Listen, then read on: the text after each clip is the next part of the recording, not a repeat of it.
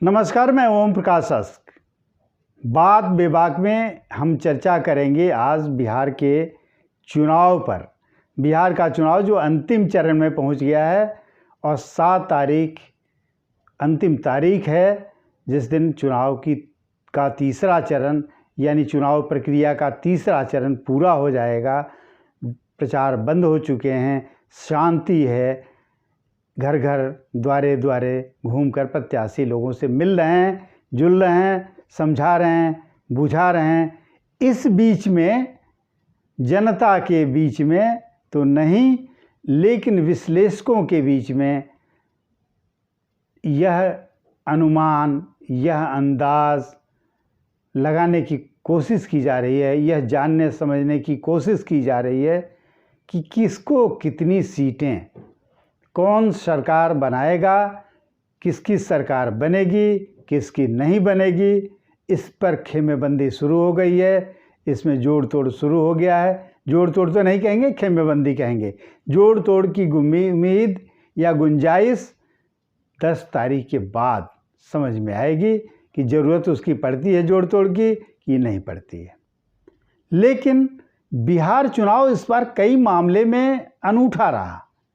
कई मामले में अनूठा इसलिए हम कहेंगे कि 2 गठबंधन प्रत्यक्ष तौर पर 3 अगर खेमे बांटें तो एक खेमा चिराग पासवान, पप्पू यादव और आदर्श ओवैसी को जोड़ दें तो ये फुटकर दलों का एक खेमा था। तो एक तरफ महागठबंधन जिसमें आरजेडी, कांग्रेस और वाम दल थे। दूसरा खेमा था जिसमें बीजेपी, जेडीयू, वीआईपी और जीतन राम मांझी की पार्टी हम, ये 3 खेमे के बीच बिहार का चुनाव हुआ। सारे समीकरण आजमाए गए, सारे गणित अपनाए गए, सारे वो काम हुए बयानबाजी में जबान के फिसलने से लेके और आदर्श प्रस्तुत करने तक के उदाहरण इस चुनाव में मिले। बिहार का चुनाव कई मामलों में इसलिए महत्वपूर्ण माना जा रहा है कि ठीक बिहार के बाद बंगाल का चुनाव है, असम का चुनाव है, उसके बाद उत्तर प्रदेश का चुनाव है। ये 3 चुनाव लगातार पड़ेंगे 2020, 21 और 22 तक। ये 3 सालों में 3 चुनाव होने हैं, 3 राज्यों में चुनाव होने हैं। इसलिए बिहार के चुनाव के महत्व को समझा जा रहा है कि बिहार चुनाव में अगर पिछले 15 सालों से थोड़ा बहुत अंतर 18 महीने का छोड़ दें तो लगातार 15 सालों से जो एनडीए यानी बीजेपी और जेडीयू नीत जो एनडीए था, उस एनडीए की सरकार रही है। और इस बार जो एनडीए का स्वरूप है उसमें एक चिराग पासवान को अलग कर दें तो उस एनडीए के स्वरूप में नीतीश की पार्टी जेडीयू, बीजेपी और वीआईपी जो मुकेश सहनी की पार्टी है, ये 3 लोग इस बार शामिल हैं। दोनों चुनावों में फ़र्क ये था कि महागठबंधन की ओर से आरजेडी का एकमात्र स्टार प्रचारक अगर कोई है तो उसे कहेंगे कि तेजस्वी यादव थे, जिनके नेतृत्व में चुनाव लड़ा गया। साफ साफ महागठबंधन ने यह घोषणा भी कर दी है कि अगर हम लोगों की जीत होती है तो तेजस्वी यादव ही मुख्यमंत्री होंगे। दूसरी तरफ एनडीए, उसने भी घोषणा कर दी है कि किसी भी दल को कम बेसी जितनी भी सीटें मिलें, लेकिन हमारे मुख्यमंत्री का चेहरा नीतीश कुमार ही हैं। दोनों खेमे का जो अंतर दिखा कि तेजस्वी ने अकेले अपने दम पर सर्वाधिक सभाएं की, सर्वाधिक भीड़ उनके साथ जुटी, सर्वाधिक यूथ उनके साथ जुड़े और उन्होंने जो मुद्दा दिया, चुनाव का जो मुद्दा, आमतौर पर बिहार में जात पात, आरक्षण, यही सारे मुद्दे घूमते रहे हैं। लेकिन इस बार उन्होंने बिल्कुल एक ऐसा मुद्दा दिया जो न जात से संबंधित था, न धर्म से संबंधित था, वो था बेरोजगारी का मुद्दा, एम्प्लॉयमेंट का मुद्दा, रोजगार का मुद्दा। और ये एक ऐसा कॉमन मुद्दा था जो न सिर्फ बिहार के लिए ज़रूरी है बल्कि पूरे देश के लिए ये एक बड़ा मुद्दा है, जिसके लिए सबसे बड़ी तबाही मची हुई है। सब जगह चिंता है, पढ़े लिखे बेकार हैं, जो नौकरी कर रहे थे उसमें भी छंटनी की वजह से बेकार पड़े हुए हैं। इसलिए वो बहुत ही आकर्षक बना। इसके आकर्षण का एक सूत्र ये समझ लीजिए कि तेजस्वी ने जब 10 लाख नौकरियों की बात की कि हम सब जैसे ही सरकार बनेगी, सत्ता में आएंगे, पहली कैबिनेट में हम 10 लाख सरकारी नौकरियों की स्वीकृति देंगे, तो पहले तो एनडीए खेमे ने इसका मजाक उड़ाया। एनडीए खेमे ने मजाक, यानी नीतीश कुमार ने भी मजाक उड़ाया और बीजेपी के सुशील मोदी ने भी इसका मजाक उड़ाया। लेकिन बाद में जब विजन डॉक्यूमेंट्स, यानी जो संकल्प पत्र या जिसको घोषणा पत्र या जिस नाम से पुकारे, चुनाव में आमतौर पर इसे घोषणा पत्र ही कहते हैं, जब निर्मला सीतारमण ने, जो केंद्रीय वित्त मंत्री हैं, वो दिल्ली में बैठ के जो बिहार के चुनाव के लिए संकल्प पत्र जारी किया, उसमें कहा कि हम 19 लाख लोगों को रोजगार देंगे, इसमें 3 लाख लोगों को सरकारी नौकरी देंगे, यानी शिक्षक और डॉक्टर वगैरह उसमें शामिल हैं, वो पहले साल में देंगे। यानी अंततः एजेंडा सेटर विपक्ष बना, यानी विपक्ष के तेजस्वी यादव बने।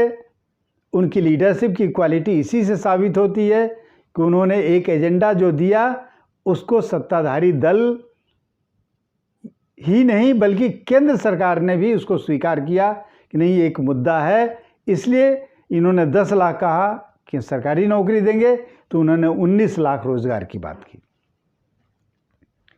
दूसरा, यह चुनाव इस मामले में भी महत्वपूर्ण है कि इधर तेजस्वी अकेले प्रचार करते रहे, उधर भाजपा के केंद्रीय नेतृत्व से इतने लोगों को झोंका गया, लगभग 2.5 दर्जन भाजपा के कद्दावर नेता, आदित्यनाथ, योगी आदित्यनाथ से लेकर जेपी नड्डा तक, तमाम केंद्रीय मंत्री, प्रधानमंत्री, कम से कम आधा दर्जन से ज़्यादा सभाओं को उन्होंने संबोधित किया।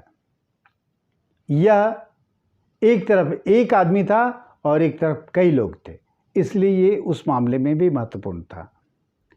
तीसरा, ये चौथा कि बिहार की जीत हार से एक मैसेज जाएगा बड़े पैमाने पर, जो पूरे देश में जाएगा कि इतनी ताकत झोंकने के बाद अंततः रिजल्ट क्या हुआ।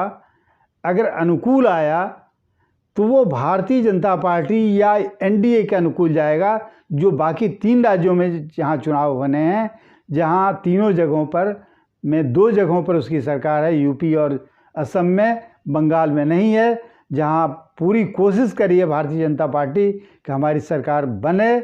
दावा भी ये कर रहे हैं लोग, अमित शाह वहाँ हैं, कि 2/3 सीटों से हम लोग जीतेंगे, हमारी सरकार बनेगी, तृणमूल का सफाया होगा। लेकिन अगर बिहार में यह विजय रथ कहीं रुक गया तो इसका जो संदेश जाएगा वो बंगाल बगल में है, इसलिए वहाँ तक पहुँचना कोई बड़ी बात नहीं होगी। उसका परिणाम क्या होगा या उसको रिपेयर करने में कितना वक्त लगेगा, यह भी समय बताएगा। तीसरा, जो इस बिहार की खूबसूरती, 5वीं खूबसूरती बल्कि कहिए, तीसरा हम कह रहे हैं, 5वीं खूबसूरती या बदसूरती कहिए, कि तमाम नेताओं की जुबान फिसली, जातिगत आधार पर,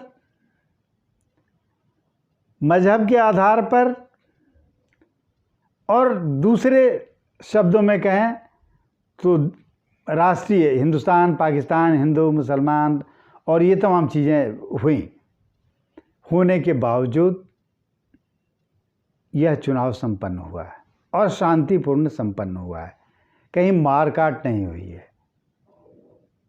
अंतिम खूबसूरती इस चुनाव की यह रही कि कोरोना से जहां पूरे विश्व में सबसे बड़ी महामारी मची हुई है और सबसे भय व्याप्त है, ऐसे समय में 2 जगहों पर चुनाव हुए, एक बिहार और एक बड़े देश अमेरिका में, अमेरिका का चुनाव परिणाम तो लगभग स्पष्ट हो चुका है। उसी दौर में बिहार में चुनाव हुए। चुनाव के प्रतिशत में अब तक पिछले मुकाबले कोई कमी नहीं आई है। बढ़त तो नहीं हुई बहुत, लेकिन पिछले मुकाबले अभी तक कमी नहीं आई है।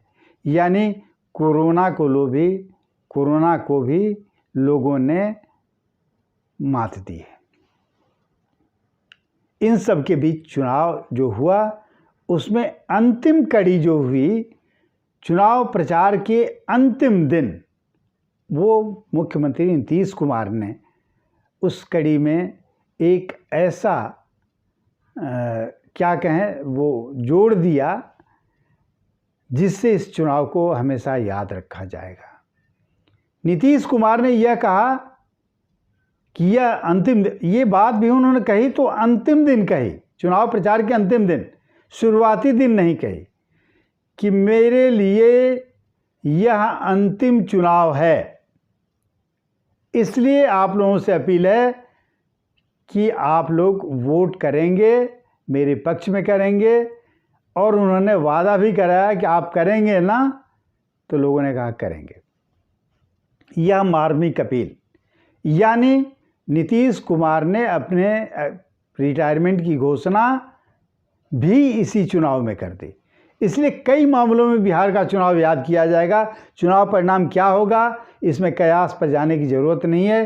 चुनाव परिणाम सामने आएगा और 10 तारीख बहुत लंबा समय भी नहीं है। ना हम ओपिनियन पोल की अब बात करते हैं, ओपिनियन पोल भी 7 तारीख को आने लगेंगे। जो स्थितियां बन रही हैं उसमें एक लाइन में ये कहें कि अभी कोई भी प्रेडिक्शन करना कि इनके साथ भीड़ थी तो ये जीत रहे हैं और इनके साथ भीड़ नहीं थी लेकिन इनकी मार्मिक अपील थी, या प्रधानमंत्री ने अपील की थी, या आदित्यनाथ योगी ने अपील की थी, या उनकी बातों का उन्होंने खंडन किया, या उनकी बातों का उन्होंने मंडन किया, इन सबको दरकिनार करते हुए एक चीज़ ध्यान रखिए कि बिहार के लोग, बिहार के मतदाता बहुत ही समझदार हैं। भले लोग बिहारी कह के उनको लेमन समझते हों, उनका अपमान करते हों, उनकी अवहेलना करते हों, लेकिन ये मान के चलिए कि बिहार के लोग जितना होशियार हैं, जितना समझदार हैं, और जिस तरह वो वोट डाले होंगे या डाला है या डालने वाले हैं, वो बिहार के हित में होगा, देश के हित में होगा। ये मैं पूरे दावे के साथ और विश्वास के साथ कह सकता हूँ, इसलिए कि मैंने बिहार को देखा है, बिहारी होने के नाते बिहार को समझा है और बिहार को मैं आज भी समझ रहा हूँ। आज की बात विभाग में इतना ही। नमस्कार।